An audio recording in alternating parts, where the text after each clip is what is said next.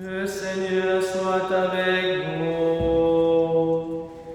Et avec votre esprit. Évangile de Jésus-Christ selon saint Matthieu. Gloire à toi, Seigneur.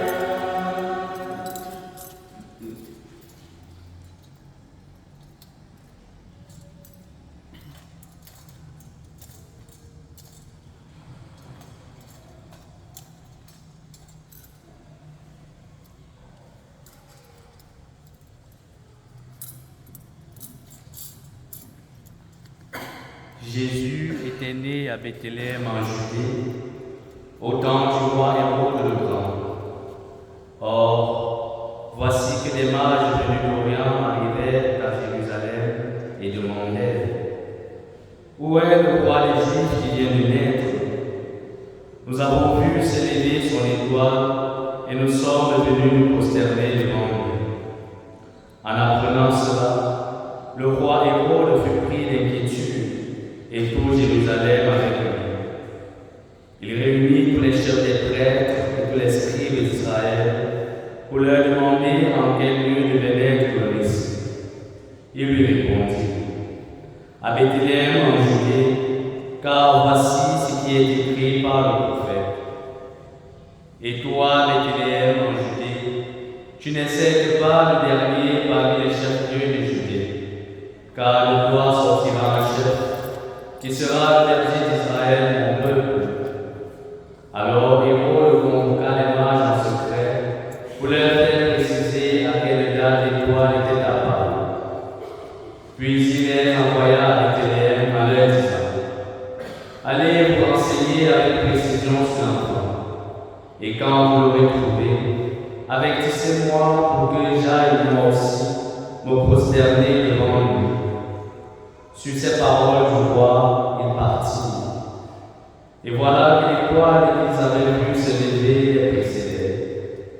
Elle vint s'arrêter au-dessus du lieu où se trouvait l'enfant. Quand ils virent l'étoile, ils éprouvèrent une très grande joie. En entrant dans la maison, ils virent l'enfant avec Marie, sa mère, et tombant à genoux, ils se prosternèrent devant lui. Ils ouvrirent leurs coffres et lui offrirent leurs présents, de l'or, de l'encens et de la myrrhe. Mais ensuite, avertis en songe de ne pas retourner chez Hérode, ils regagnèrent le pays par un autre chemin. Acclamons la parole de Dieu.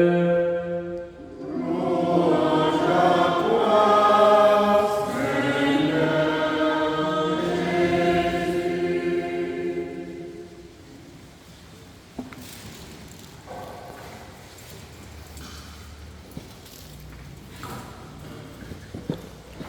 Chers frères et sœurs, nous célébrons ce dimanche l'épiphanie du Seigneur. L'épiphanie, c'est-à-dire la manifestation du Seigneur.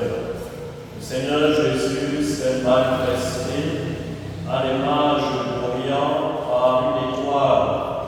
En fait, Dieu a révélé son Fils unique.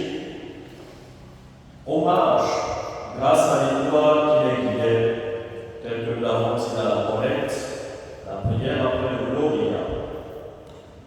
Le prophète Isaïe avait annoncé au peuple d'Israël à son retour d'exil à Babylone que le Seigneur ferait lever sa gloire sur Jérusalem et que toutes les nations afflueraient vers elle. Cette prophétie d'Isaïe s'est accomplie à l'épiphanie du Seigneur, parce que les mages venus d'Orient, qui étaient des Goïm, c'est-à-dire des hommes de nations païennes, des païens, sont arrivés à Jérusalem avec des présents pour se prosterner en adoration devant le roi Messie, et non moins Fils de Dieu, dont ils avaient vu se lever l'étoile. Dans le mouvement des mages allant à Jérusalem, nous voyons se réaliser des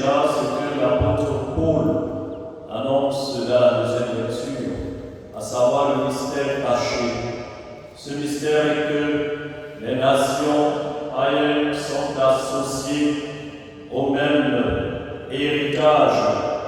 Elles sont associées au partage de la même promesse, au même corps dans le Christ Jésus par l'annonce de l'Évangile.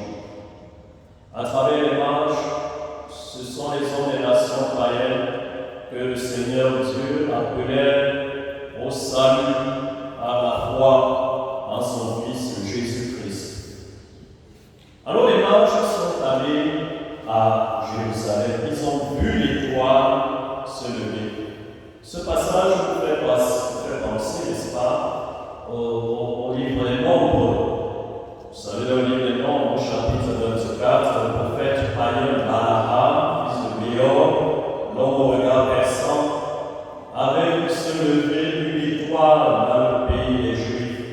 Une étoile qui était aussi de ce qu'un prince illustre, de ce qu'un roi était né, ou du moins un roi, un prince illustre naîtrait au pays des Juifs.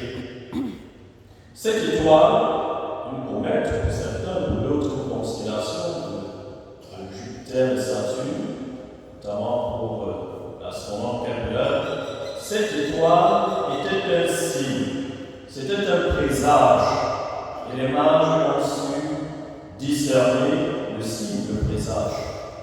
Dieu nous parle aussi dans les signes des temps, dans le langage des créatures, à travers le langage des créatures. Dieu nous parle aussi par le présage des astres, des étoiles. Tout cela lui appartient. Les étoiles, c'est lui qui les a faites. Les astres, tout cela sont ses créatures. Et toutes ces créatures révèlent le Christ de Jésus, son Fils unique, et lui-même. Quand on entend que l'étoile de Jésus s'est levée, comprenons que c'est Jésus le roi de l'univers, c'est lui qui est Dieu, les étoiles lui appartiennent. Même les étoiles se mettent en branle quand le Fils de Dieu vient. On peut donc utiliser les étoiles, les astres, comme on fait dans l'horoscope, pour ceux qui suivent l'horoscope et qui s'y fient. Il faut savoir que c'est Jésus, le maître de l'univers, et que les astres ne sont pas divinisés. Ils ne devraient pas être divinisés.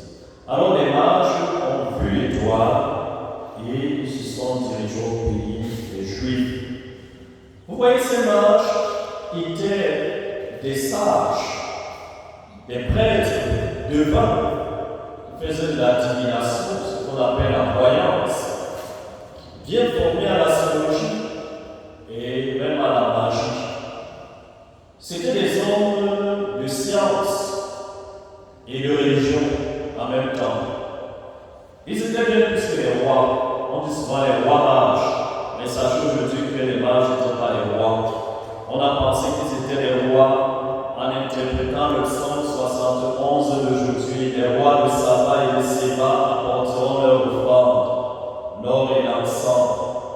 Alors, on a pensé qu'ils étaient les rois, s'appuyant sur ce passage. Aussi a-t-on pensé qu'ils étaient au nombre de 3, parce qu'il y avait 3 présents.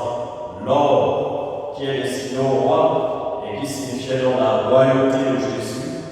L'encens, qui est destiné à Dieu, pour faire à Dieu la culte divin, et qui signifiait la divinité de Jésus. Et la myrrhe, dont on se servait pour embaumer les corps des personnages illustres, pour lutter contre la corruption de la mort. Cette myrrhe qui signifiait déjà de manière prophétique l'ensevelissement dans la mort de Jésus. Vous voyez que les mages, en apportant ces présents, faisaient déjà planer l'ombre de la mort sur l'enfant Jésus. Alors les mages étaient en quête de vérité d'absolu, de plénitude. Et ils sont partis de chez eux avec tout ce qu'ils étaient, tout ce qu'ils avaient, pour aller à la rencontre de ce prince illustre, de ce roi né dans le pays des Juifs.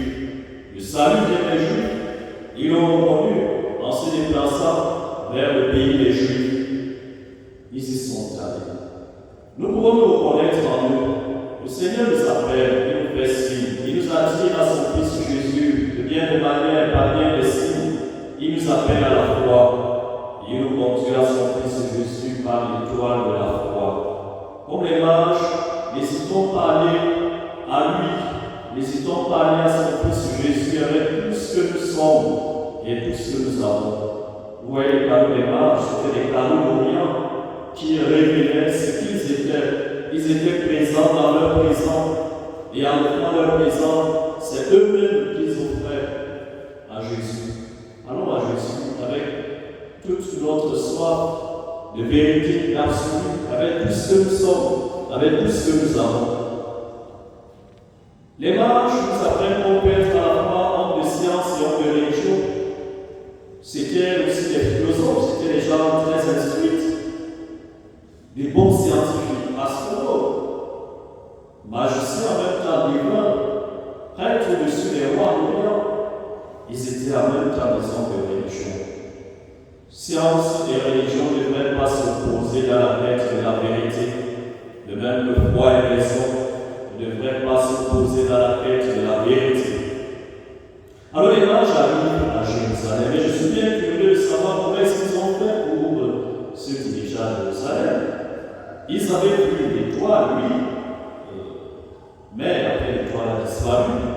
Certainement, usant de la lumière naturelle de leur maison, ils se sont servis d'une boussole pour déterminer à quel point cardinal les orientait l'étoile.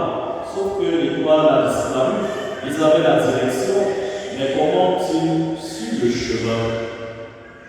Oui, Dieu parfois nous montre la direction dans laquelle il nous appelle, mais il ne nous montre pas toujours le chemin où nous devons poser le pas. Et c'est la lumière surnaturelle de la foi qui nous fait avancer à tâtons, qui nous fait avancer parfois par un bédoute, même par des détours, des contours, vers le but auquel le Seigneur nous mène. Les mages aussi étaient guidés par la lumière surnaturelle de la foi, qui luisait déjà dans leur cœur et qui les rassurait de ceux qui étaient dans la bonne voie, sur le bon chemin, vers l'endroit indiqué par l'étoile. Arrivés à Jérusalem, ils s'adressent au roi Hérode. C'est normal. Pour eux, ils se disent, bon, si un prince, si un roi est né, où faut-il le chercher? C'est dans le palais du roi, c'est dans les salons feutrés, c'est dans les grands lieux. C'est pour cela que l'on va voir Jérusalem, qui est la capitale politique, religieuse de la Palestine du temps de Jésus. Mais Dieu n'est pas dans les grands lieux, hélas. C'est à Bethléem, ce petit village qui n'a même pas plus de 300 habitants, c'est là-bas que le Fils de Dieu était. Ne cherchons pas Dieu là où il n'est pas. Dieu aime venir par le bas, il aime régner par le bas. Ne le cherchons pas en haut lieu, il aime venir vers les petits, vers ceux qui sont en bas, vers la société d'en bas, le monde d'en bas. Arrivons à Jérusalem, il s'adresse au roi Hérode.